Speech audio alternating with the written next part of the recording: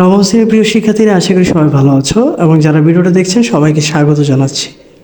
আজকের এই ভিডিওতে আমি নবম শ্রেণীর গণিত বইয়ের অনুক্রম ও ধারা এই অধ্যায়ের বার্ষিক পরীক্ষার কমন উপযোগী ছোট অঙ্ক, যেগুলো তোমাদের 2 নম্বরের এবং 3 নম্বরের অঙ্ক থাকতে পারে, এরকম কিছু অঙ্কের আমি সলভ করব।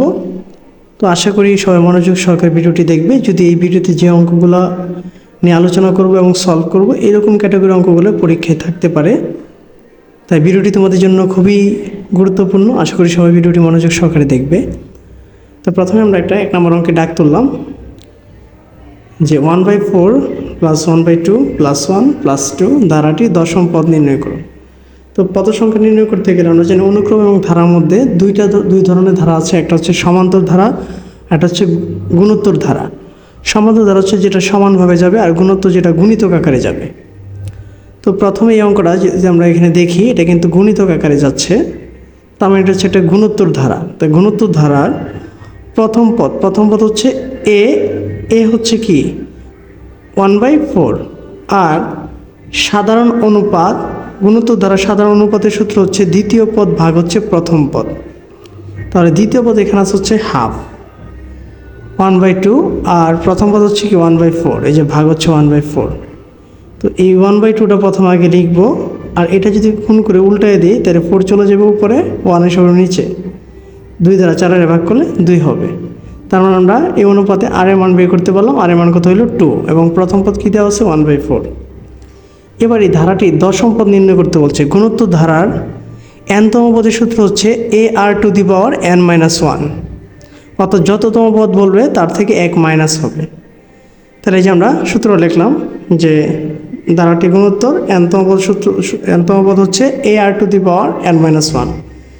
এখন ধারাটি 10তম পদ বের করতে বলছে, তার মানে n এর জায়গায় হবে 10। তাহলে আমরা লিখলাম যে 10তম পদ, এর মান হচ্ছে কি 1/4, আর আর এর মান হচ্ছে কি, আর এর মান হচ্ছে এখানে 2, এই যে লিখলাম 2, আর n মান হচ্ছে 10, এই যে 10 - 1। তাহলে 10 থেকে 1 চলে গেলে কত থাকবে 9। আর এখানে হচ্ছে 1/4 আমরা ভাঙা লিখতে পারি হচ্ছে 2 স্কোয়ার। এবার এই যে 2 স্কোয়ার, 1/2 স্কোয়ার, এটার বদলে আমরা এভাবে লিখতে পারি 2 এর উপরে -2, কারণ আমরা জানি মাইনাস থাকলে ভগ্নাংশ হয়, অর্থাৎ 1/2 স্কোয়ার হয়ে যায়। আর ইন্টু হচ্ছে 2⁹9। এবার এখানে 9 হচ্ছে প্লাস, এবং এই পাওয়ার 2টা হচ্ছে এখানে মাইনাস। তাহলে 9 থেকে যদি 2 বাদ দিই তাহলে কত থাকবে 7, অর্থাৎ 2⁻7। 2 এর উপরে পাওয়ার 7 দিলে মানে 2 হচ্ছে 7 বার গুণ করতে হবে। 2 যদি 7 বার গুণ করি তাহলে এটার ফল আসবে হচ্ছে কত 128। তাহলে এই ধারাটি 10তম পদ কত 128। তো আশা করি প্রথম অঙ্কটা বুঝতে পেরেছ। এবার চাপ হচ্ছে এরকম 2 নম্বর অঙ্কে 4 + 12 + 36 + ... ধারাটি প্রথম 12টি পদের সমষ্টি নির্ণয় করতে বলছে। দেখো 3 × 4 = 12, 3 × 12 = 36, তার মানে 3 গুণাকারে বাড়ছে, তার মানে এটা হচ্ছে একটা কি গুণোত্তর ধারা। তো এই গুণোত্তর ধারা প্রথম পদ আমরা লিখতে পারি, প্রথম পদে এই সমান এখানে কি লিখলাম 4, আর নিচে লিখলাম হচ্ছে কি সাধারণ অনুপাত। অনুপাতের সূত্র হচ্ছে দ্বিতীয় পদ ভাগ হচ্ছে কি প্রথম পদ। সাধারণ অনুপাত 8 = দ্বিতীয় পদ ভাগ হচ্ছে কি প্রথম পদ। তো দ্বিতীয় পদ এখানে কত হচ্ছে 12, প্রথম পদ কত হচ্ছে 4, তাহলে 12 যদি 4 দ্বারা ভাগ করি তাহলে কত হচ্ছে 3। এবার এই 3 সংখ্যাটা হচ্ছে কি 1 থেকে বড়, যে আমি কিন্তু এখানে চিহ্ন দিয়ে বুঝিয়ে দিচ্ছি, তারপরে এখানে লেখা যায় যা কি 1 থেকে বড়। যদি আর এর মান 1 থেকে বড় হয় তাহলে সূত্রটা একটু ভিন্ন, কারণ সমষ্টি সূত্র এখানে 2টা আছে। তো যদি 1 থেকে বড় হয় তাহলে এটার সূত্র হচ্ছে ar⁻n-1/r-1। আর যদি 1 থেকে ছোট হয় তাহলে সূত্র হবে হচ্ছে a × 1 - r⁻n/1 - r। যেহেতু 1 থেকে বড়, এই জন্য আমরা বড় সূত্র লিখলাম। এবার সমষ্টি এখানে কিন্তু বলে দিচ্ছে যে 12টি পদের সমষ্টি, তাহলে n এর মান হয়ে যাবে কত 12। তাহলে আমি লিখতে পারি সুতরাং 12টি পদের সমষ্টি, এর মান হচ্ছে 4, আর এর মান হচ্ছে 3, n এর মান হচ্ছে 12, যা আছে তাই লিখলাম। তাহলে এটা হচ্ছে এই 3 থেকে 1 চলে গেলে হচ্ছে 2, আর 4 3⁻12 - 1। তো এটাকে যদি আমরা ক্যালকুলেশন করি, ক্যালকুলেশনটা কী দাঁড়াবে এই যে লক্ষ্য করো 4 4 এর মধ্যে দাঁড়ালো থাকলো, আর 3 টু দি পাওয়ার উপরে ছিল হচ্ছে 3 to the power 12। 3 to the পাওয়ার 12 এর মান হচ্ছে, আমরা যদি 3 এর উপরে পাওয়ার 12 দিই তাহলে এটার মান হচ্ছে 5,31,441 মাইনাস হচ্ছে 1। 2 দিয়ে 4 এর ভাগ করলে কত হয়ে যাবে 2, আর এটা থেকে একবার দিলে থাকবে হচ্ছে কত 5,31,440। এটার সাথে এটা গুণ করবো, গুণ করলে যা হবে তা হচ্ছে কি তার উত্তর, অর্থাৎ 12 পদের সমষ্টি হচ্ছে এই 10,62,880। ঠিক আছে, তো আশা করি 2 নম্বরটা বুঝতে পেরেছো। এবার যাবো হচ্ছে 3 নম্বরে। 3 নম্বর হচ্ছে 8 + 6 + 4 + 2। তো লক্ষ্য করো এখানে 8 থেকে 6 2 কমছে, 6 থেকে 4 2 কমছে, 4 থেকে 2 2 কমছে। যেহেতু কমছে সমানভাবে কমছে, তার মানে এটা সমান্তর ধারা। সমান্তর ধারা 20তম পদ বের করতে বলছে। তো আমরা জানি সমান্তর ধারার nতম পদের সূত্র হচ্ছে a + n - 1 * d।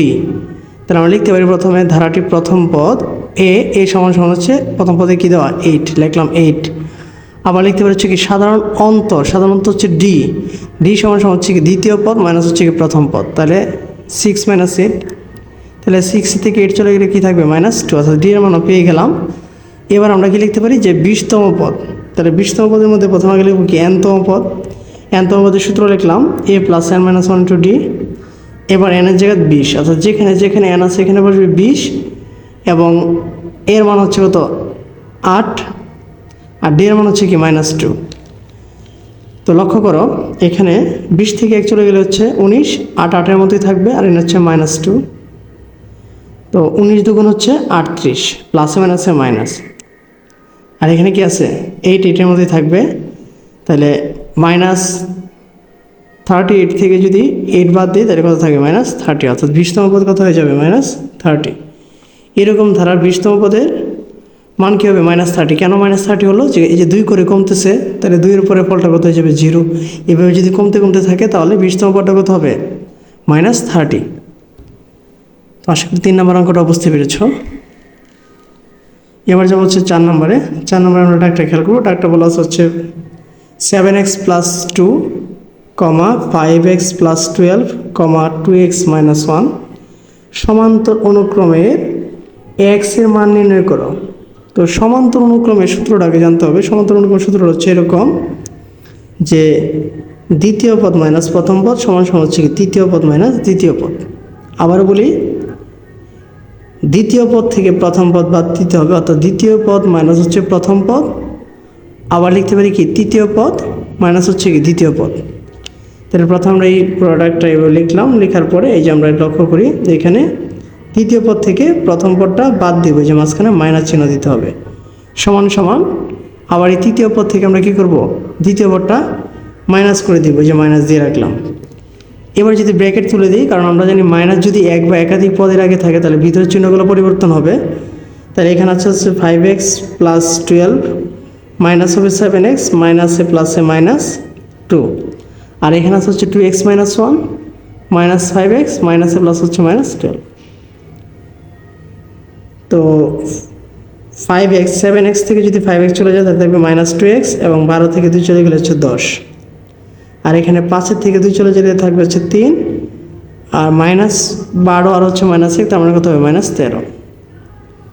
ঠিক আছে, এবার এক্সগুলো একসাথে করব। এখানে আছে -2x, এটা এদিকে এসে পড়বে প্লাস হয়ে যাবে +3x, আর এখানে আছে হচ্ছে -13, আর এই +10 ওইদিকে গেলে কী হবে -10। তার মানে -13 এবং -10 মিলে কী হবে -23, আর -2x থেকে যদি +3x চলে যায় তাহলে থাকবে কি শুধু x। এখানে কিন্তু আমার x এর মানে বের করতে বলছে, তার মানে x এর মান আমরা কত পাইলাম -23। আমি আবারও বলি, সমান্তর অনুক্রম বলে এটা সূত্র হবে হচ্ছে যত পদ দেওয়া থাকবে দ্বিতীয় পদ মাইনাস হচ্ছে প্রথম পদ সমান সমান হচ্ছে কি তৃতীয় পদ মাইনাস দ্বিতীয় পদ।